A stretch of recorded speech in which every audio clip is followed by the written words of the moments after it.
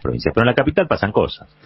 La verdad es que ayer estábamos comentando hace un ratito que Cristina hizo público y evidente que en la legislatura porteña, la verdad que la oposición, que en la legislatura porteña es oficialismo, no tiene tantos recaudos ni tantos caprichos para sesionar o para impulsar debates o leyes e incluso o ordenanzas sin que como está exigiendo al Congreso Nacional, ¿no? Esta trifulca ayer con Sergio Massa y esta suerte de boicot u obstruccionismo que practican.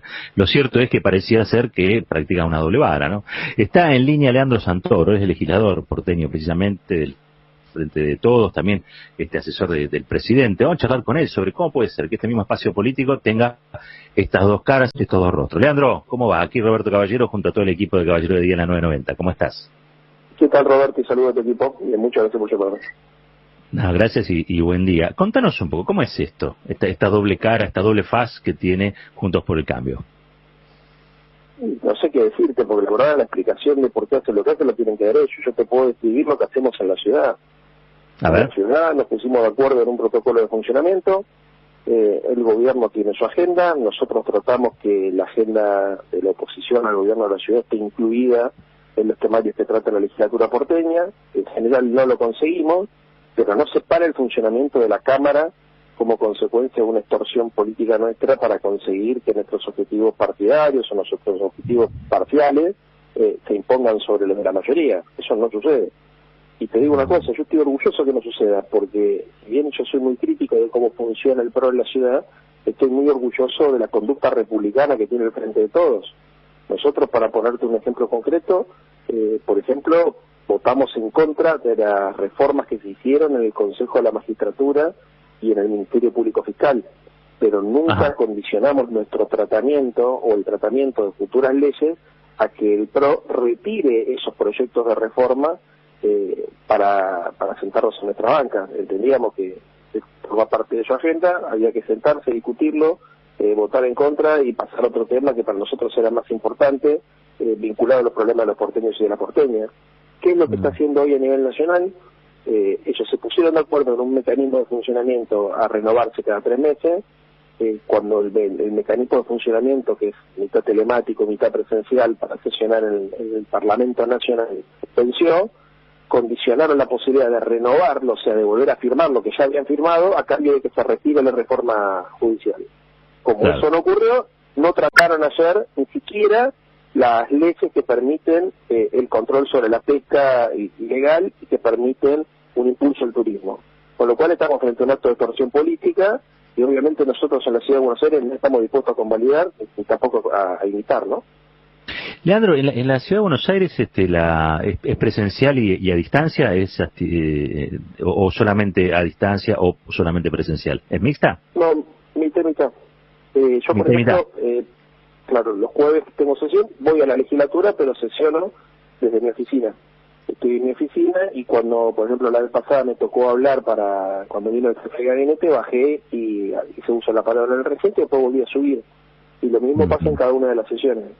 Hay algunos compañeros y compañeras nuestras que están abajo en el recinto y el resto estamos en las oficinas, o los que, por ejemplo, el caso de Ofelia, que como es asmática no puede venir a la legislatura porque tiene un asma bronquial, participa desde la casa, y lo mismo en el seguimiento de todas las comisiones a través del Zoom. Y funciona, o sea, el funcionamiento es no normal porque no vivimos en una normalidad total y absoluta, pero anda, la cosa funciona. Sí, anda y se llegan a acuerdos, se han modificado leyes. A ver, se votó la semana pasada la ley de responsabilidad del Estado, nosotros la acompañamos, se hicieron modificaciones, se votaron distintas leyes y obviamente tuvieron el aporte de legisladores nuestros. Algunas nos parecen muy malas, otras nos parecen correctas, como la ley de responsabilidad del Estado, pero lo que nunca se puso en cuestionamiento es la posibilidad de que funcione el cuerpo. Esto es una extorsión a la República.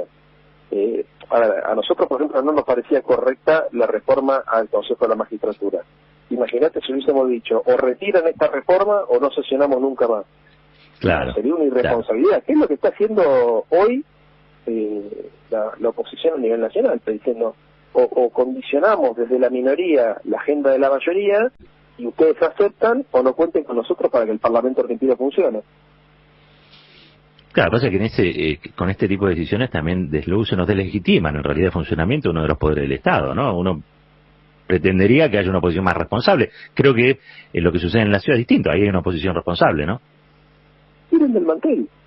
A ver, yo te digo, no sé cómo se van a dormir después de este tipo de cosas, porque no es joda, O sea, cuando vos cuestionás la legitimidad del cuerpo, cuando vos cuestionás la legitimidad de los procedimientos, cuando vos utilizás este tipo de chicanas parlamentarias para imponer tu posición, se lesiona mucho la salud de la vida republicana.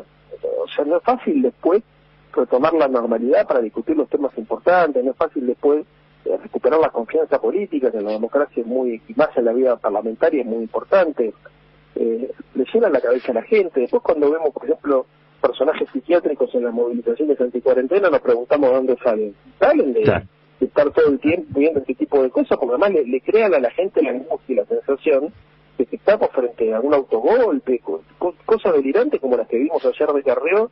Es más, si vos te pones, yo ayer a la noche analizaba un poco el discurso de la exdiputada y es un discurso inarticulado, inconsistente, vemos que está disimulado en su falencia, digamos, en el blindaje mediático que le brindan, pero la verdad es que cualquier persona normal se da cuenta que estaba planteando un disparate, pero a cualquier persona que la agarra desprevenida y que cree, por ejemplo, que cree en la línea editorial de esos canales donde se transmiten, le da la sensación de que estamos frente a una situación catastrófica, donde peligran todas las libertades individuales, donde se está con la posibilidad de entregarse a hacer hablar a Carrió el territorio nacional a manos de una corporación económica que no había precisado cuál era. No sé si vieron de lo que estoy hablando, porque la verdad que es llamativo ese recorte de la charla de Carrió, porque básicamente le inocula miedo a la gente y sin precisiones certeras de a qué se refiere, y bueno, y todo eso lo hace en el medio de esta tensión que se vivió ayer, con lo cual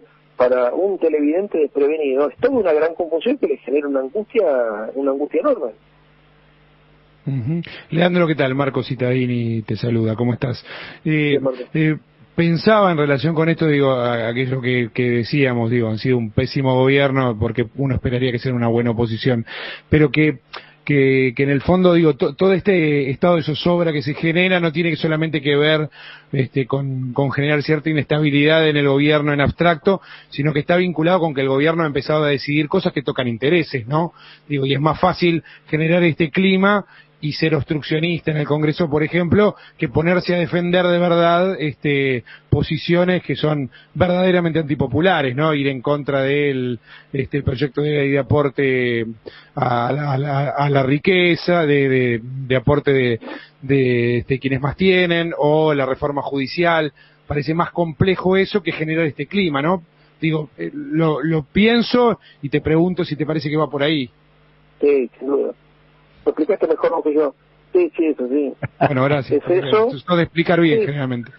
No, pero es eso. Ayer lo hablaba con Moró. Es eso, y yo le agregaría además la falta de claridad y lucidez política que hace que ganen protagonismo personajes que se caracterizan solamente por la obstrucción. Entonces, nosotros tenemos una agenda que, como bien decís vos, es una agenda que amplía derechos, que viene a plantear debates importantes. La oposición, en lugar de plantear una agenda superadora o incluso una agenda distinta, lo que trata de hacer es inocularle miedo a la sociedad con la sensación de que venimos por todo, que hay un gobierno comunista y con discurso de la Guerra Fría, y cuando te querés dar cuenta al principio parecen graciosos, porque nos ha pasado a todos que hemos visto personajes que decían cosas verdaderamente disparatadas, como el presidente del radicalismo diciendo que quería separar entonces de la Argentina. Al principio lo escuchás y decís, bueno, qué disparate, se le fue la mano, o quedó mal él. Y después te vas dando cuenta de que se van superponiendo discursos que van en esa línea, extremistas, irracionales, desconectados de la realidad, y a mí me empieza a preocupar. Porque, que hablen de golpe, de autogolpe, que hablen de mentoxis, de cordovexis, cosas así, por el estilo. Ayer Carrió hablando de la entrega del territorio argentino y parte de la entrega del territorio chileno a una corporación económica, en TN. Yo no sé de qué estaba hablando. Pero ¿qué pasa? Si sos una persona que crees, por ejemplo, en esa línea editorial y te sentás frente a la pantalla de la televisión y estás un rato viendo todos los días las barbaridades que te dicen, tenés la sensación que estamos viviendo una guerra civil. Y después aparece un delirante que te dice que estamos cerca de una guerra civil. Es una cosa, increíble como el componente psiquiátrico de la política argentina empieza a tomar relevancia y protagonismo. Leandro, Gustavo Lema te saluda, y en este contexto que venís planteando en la entrevista, me interesaba saber tu posición con respecto a pandemia, coronavirus y gobierno de la ciudad de Buenos Aires, porque vemos que siguen abriendo mientras los números se siguen elevando en cantidad de contagios, que por momentos da la sensación que había un acuerdo para plantear la lógica de ver AMBA como una unión, pero da la sensación que la ciudad de Buenos Aires se sigue cortando sola, por lo menos en algunas cuestiones de política sanitaria. ¿Cómo ves la situación y cómo sentís que van a seguir los próximos días con respecto a esto? Mira, creo que hay un hartazgo de la sociedad comprensible y una pérdida económica también de los sectores vinculados a los servicios, que en la ciudad son muy importantes, también muy comprensible, que hace que haya mucha presión sobre la política para abrir, para flexibilizar, etcétera. Ahora, también hemos visto que la curva, lejos de amesetarse, se está empinando, que además lo que pasa en todo el área metropolitana estresa el sistema público y privado de salud.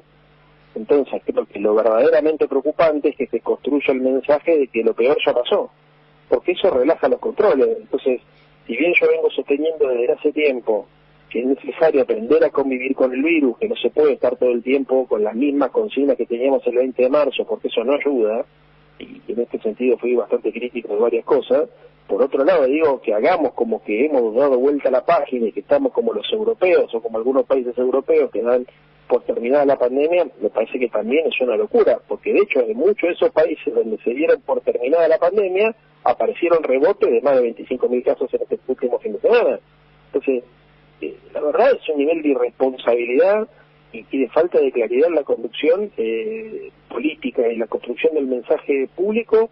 A mí me preocupa mucho, la verdad, francamente alarmante. Ojalá tengan razón ellos, lo peor haya pasado, el sistema público de salud y privado esté fuerte y este tipo de aperturas no genere mayores picos de contagio, pero la verdad que desde el sentido común, que es lo que yo tengo o pretendo tener, me parece que corremos el riesgo que dentro de un par de semanas la cosa esté peor de lo que está ahora. Si esto llegara a ser así, y bueno, no sé, que sean cargos, ¿viste? Pero lamentablemente los enfermos y los muertos en nuestro país nadie los paga.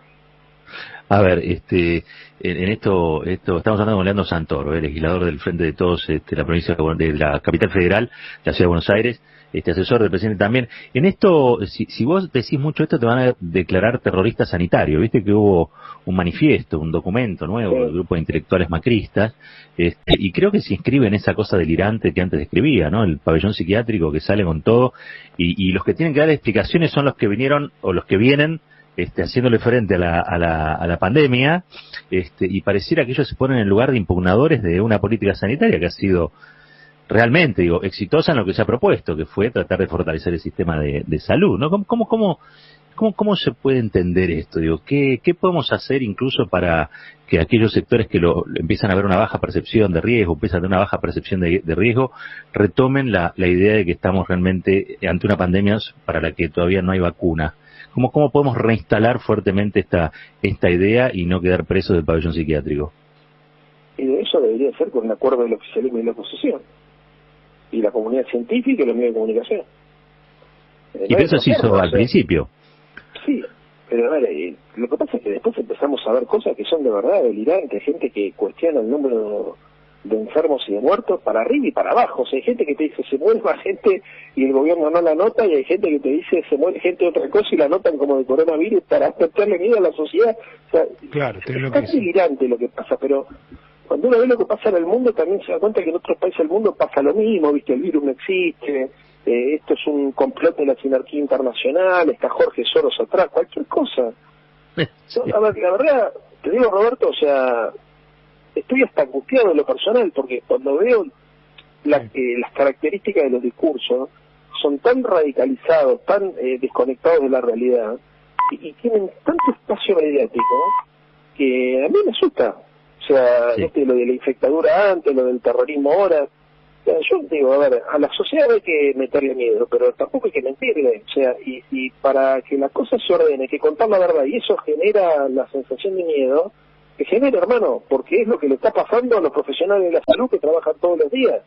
Y sepamos que tenemos que convivir con eso. O sea, es como un pensamiento muy infantil, el esperar que te digan solamente lo que querés escuchar. Yo necesito que las autoridades públicas y sanitarias me digan lo que está pasando y que recomienden lo mejor posible para manejarnos en este contexto. Entiendo que se pueden equivocar, entiendo que puede haber errores, los nuestros, los de ellos, eso es comprensible porque pasa en el planeta. Lo que no puedo creer es que se les exija a las autoridades sanitarias que mientan en aras de la tranquilidad emocional de la gente cuando estamos en el medio de una pandemia donde nadie esté tranquilo. Yo sé que es difícil afrontar esta situación porque a nadie le gusta. Yo tengo una mamá grande, digamos, salgo a la calle por mi laburo y estoy también preocupado en contagiarme yo porque puedo contagiar a mis hijas o puedo contagiar a la madre de mis hijas o puedo contagiar a mi propia mamá. Eso es estresante, no veo a mis amigos, hay un montón de cosas, o sea, vivo como cualquier persona, sé lo que se siente. Es cierto que, digamos, por ser diputado de la ciudad, no tengo la angustia que puede tener un tachero, un fletero, un mozo que vivían de la recaudación diaria, pero como fue lo que hice toda mi vida, digamos, tengo la empatía para ponerme en ese lugar, y además todo el tiempo me llegan mensajes de gente que no la aguantaba. O sea, sé que la situación es compleja. Lo que yo creo que hay que salir del pensamiento mágico de imaginarnos que todas las soluciones, mejor dicho, todos los problemas tienen una solución óptima. ¿Sabes qué pasa, Roberto? A veces en la política, y mucho más en contextos como el nuestro de pandemia, no hay soluciones óptimas, hay subóptimas. Y entonces lo que tiene que hacer la dirigencia política es bancarse la consecuencia, no mentirle a la sociedad para generar un falso bienestar que lamentablemente puede venir en tragedia. Claro. Leandro, como siempre, clarísimo, che. ¿Y estás vos asustado? Te digo, no estás solo. Somos varios los que estamos asustados. Lo último, Roberto, perdóname, yo sé que yo creo que es un error que nosotros tratemos todo el tiempo a la sociedad como si fueran chicos, como si fueran nuestros hijos. ¿Viste? Vos por ahí, a mí, yo tengo una nena chiquita, tengo una de 7, 3, 14. Si le tengo que decir algo, viste, que por ahí para hacerla sobrellevar su angustia, en algún momento tal vez se lo tengo que decir, digamos, porque tampoco la podés cargar de temor, digamos, a la nena. Pero a una sociedad, lo peor que puede haber, pero la nena tiene a su papá que la cuidó y a su mamá. Digamos, una sociedad se tiene que cuidar sola, entonces no podemos estar todo el tiempo exigiéndole a los políticos que nos digan lo que queremos escuchar. Acá hay que afrontar la realidad, resolverla, y en todo caso lo que tenemos que exigir a los políticos es que sean racionales y que sigan métodos científicos para resolver problemas. Esto es lo que yo le estoy exigiendo a todos, y por supuesto fundamentalmente al jefe de gobierno de la ciudad, que es donde yo soy diputado de la ciudad. Abrazo enorme. Abrazo.